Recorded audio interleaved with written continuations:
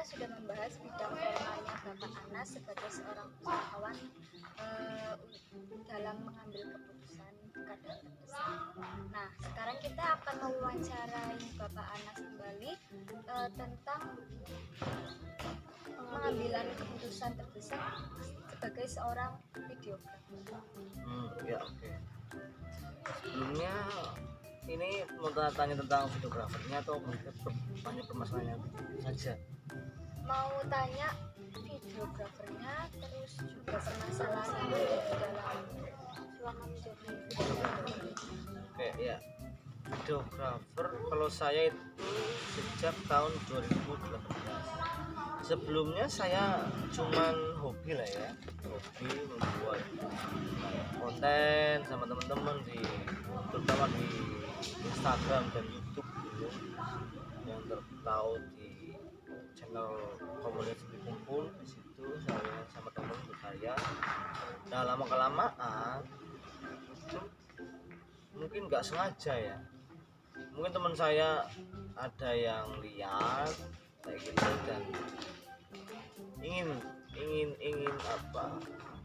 saya videokan di momen bahagianya, dan dari situlah kemudian saya terjun videografer secara profesional. Berarti belajarnya otodidak itu ya? Gurunya ada sih mbak, YouTube. Oh. Iya mbak, soalnya apa ya, nggak menutup mata sih, kalau di YouTube itu banyak sekali ilmu yang bisa saya dapat. Iya. Ya seperti katakanlah kamu pengen belajar apa, masak, ya ada di situ. Ini positif maupun negatif. Sebagai videografer, Bapak Anas menerima job. Kalau saya lebih ke bebas sih mbak, dalam artian apa yang klien inginkan dan saya semaksimal mungkin bisa saya lakukan. Seperti contoh iklan, profil company, profil desa, indra tari, sinematik, terus liputan, terus live streaming, wedding juga, pre-wed. Bentuknya kalau wedding biasanya saya dua, biasanya sinema dan liputan. Sinematik biasa lah yang ada di Instagram itu ada. Kalau liputan itu lebih ke dokumentasi keseluruhan, jadi itu waktunya Awal sampai akhir. iya itu sekitar 1 jam. Kalau sinema itu dua versi, teaser sama full. Kalau teaser itu 1 menit, kalau yang full itu kurang lebih 3 menit. Itu bentuknya sinematik gitu. Nah, kita ambil contoh di wedding ya Pak ya. Ketika Bapak mengambil job di weddingan itu biasanya ada Kendalanya mungkin lebih ke diri saya mungkin, soalnya saya kan di sekolah. Kalau job wedding kan nggak mungkin saya kamu nikahnya 1 minggu dong kan nggak mungkin. Nah di situ saya harus membuat pilihan yang mungkin harus keputusan yang sangat tepat di situ. Biasanya saya yang videografer saya tinggalkan, kemudian saya fokus ke dengan cara apa? Saya kan punya alat dan saya juga punya klien. Jadi alat saya serahkan ke teman saya yang saya percaya tentunya ya, dengan skill yang hampir sama dengan saya atau lebih dari saya. Gak mungkin saya serahkan yang skillnya lebih bawah dari saya kan, soalnya sangat berbahaya buat kelangsungan bisnis saya. Di situ saya, walaupun saya bekerja di sini, saya tetap punya income dari luar. Tapi kayak seperti konsep atau apa pengambilan gambar itu dari saya sendiri. Ini konsep prewed itu seperti ini loh. Saya punya konsep mbak ini itu dari saya. Walaupun ketika hari H saya nggak pernah. Dan saya bicara dari awal sama si klien. Kalau si klien menerima, ya kita kerjakan. Kalau enggak ya nggak saya kerjakan. Tapi alhamdulillah 100% pasti saya mereka mencari hari yang lain. Kalau prewed, kalau wedding mau nggak mau saya. Iya, tadi kan dari segi beberapa non teknis, berarti kalau dari segi teknisnya ada nggak kendalanya? Kendalanya yang saya hadapi itu banyak sih Mbak, tapi alhamdulillah saya bisa menghadapinya dan menyelesaikan pekerjaan saya dengan lurus. Seperti contoh halangannya memori ketinggalan. Coba bayangkan sudah berangkat, sudah prepare, der, buah kamera, set, buka memori. Kan itu harus punya memori kan. Yang dengan kamera kan memori kan satu memori, kemudian alat yang error. Katakanlah tiba-tiba kamera error. Dan itu saya biasanya mengantisipasi dengan second camera. Saya bawa kamera itu walaupun speknya lebih bawah dari kamera yang pertama, tapi kan buat mengantisipasi dari hal.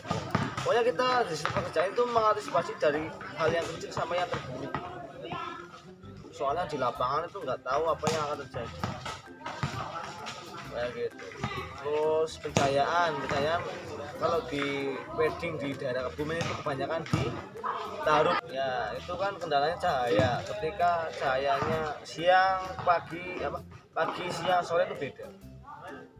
Dan itu cara mengantisipasinya dengan kita menyeting lagi gear kita dari flash sampai kamera kita. Kalau itu foto, kalau video juga sama, kita harus setting kamera kita itu pencahayaannya lebih ke Kelvinnya. Biasanya kalau itu warna kuningnya mau di setting berapa itu Kelvin. Kalau pagi kan Kelvinnya tinggi, soalnya kalau pagi kan enggak terlalu kuning. Kalau sore kayak gini kan lebih kuning, kita kan lebih kuning. Itu dia. Nah, setelah proses videonya terjadi, kan masuk ke editing.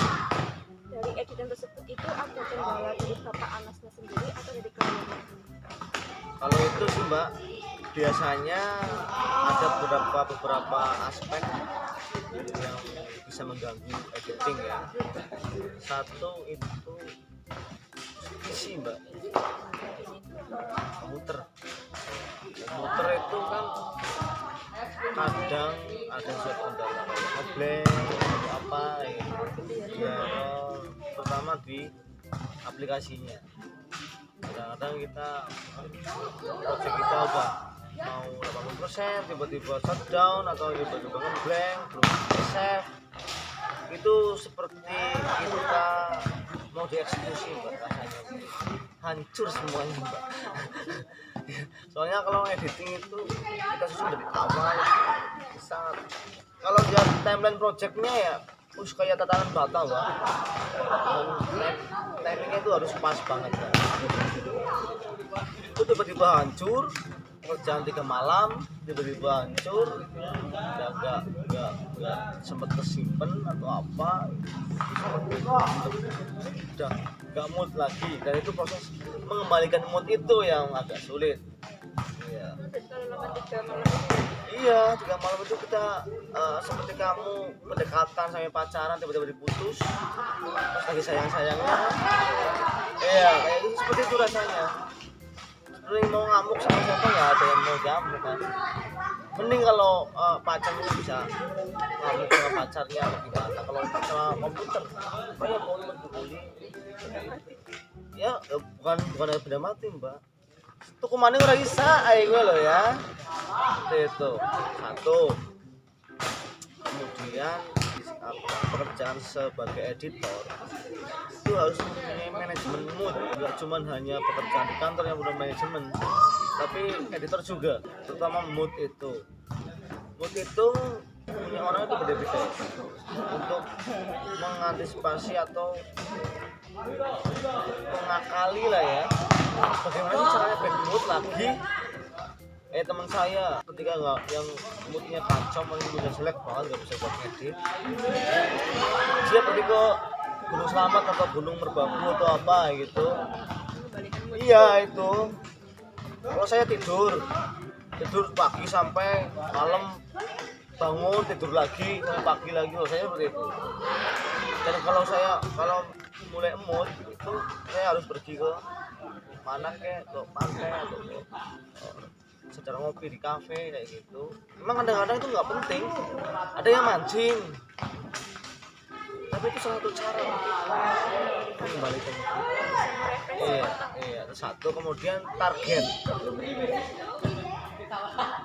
editor itu kan punya banyak job ya, yang menumpuk biasanya itu harus punya jadwal dan schedule, harus jadi tanggal ini, jadi tanggal ini. Itu yang membuat satu positifnya kita deadline-nya nggak terlambat, tapi biasanya stresnya meningkat kayak gitu. Cara untuk mengatasinya kembali lagi itu apa yang hobi yang selain editor, selain pegang kamera itu saya biasanya lepas kamera, lepas gadget, lepas apa, saya tidur, apa saya matikan, saya silent. Kemudian revisi. Setiap orang kan mempunyai yang namanya kesukaan.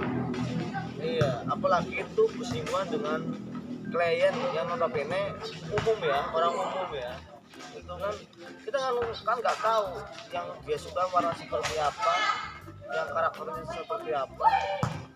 Jadi kita mungkin kalau secara kayak klien pribadi kita bisa tukar-tukaran yang namanya Instagram kan. Nah di situ kayak foto-foto di story mereka seperti apa, dan itu menjadi acuan kita untuk membuat karakter. Tapi kesulitannya ketika kita ketemu sama klien yang misal dari pihak kedua, itu yang kita kadang bingung, Pak. Soalnya kita nggak punya patokan di situ, dan kita belum bisa komunikasi dengan si klien yang pertama, kayak gitu. Soalnya kita lewat lantaran. Di situ biasanya banyak sekali problem atau revisi tentang warna dan kesukaan kayak gitu. Iya. Yang penting satu, kalau revisi itu jangan backsound. Kalau backsound direvisi itu sama saja kita membuat dari awal. Iya. Makanya kita harus solusinya itu harus menanyakan dulu. Iya. Maunya backsound apa sih? Jadi ketika tiba-tiba dia berubah pikiran, itu udah bilang dari mbaknya sendiri. Dan ketika ganti backsound, ya touch lah. Seperti kita rumah lah ya, dengan konsep rumah seperti ini, kita bongkar semuanya, kita buat sedikit donasi lagi. Waktunya sama, habisnya 3 malam. Dan video itu bukan hanya cuma nata-nata top. Setiap cahaya dalam satu angle pengambilan gambar dengan yang lain itu berbeda. Apalagi cahaya, warna pun berbeda.